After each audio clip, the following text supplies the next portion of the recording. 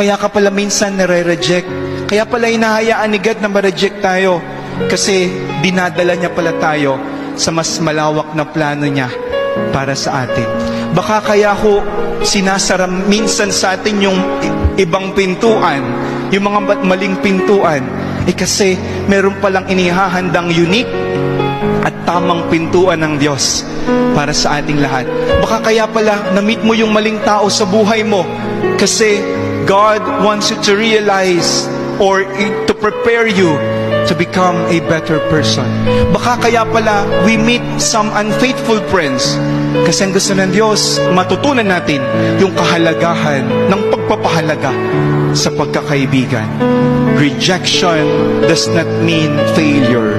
Rejection is not equal to failure.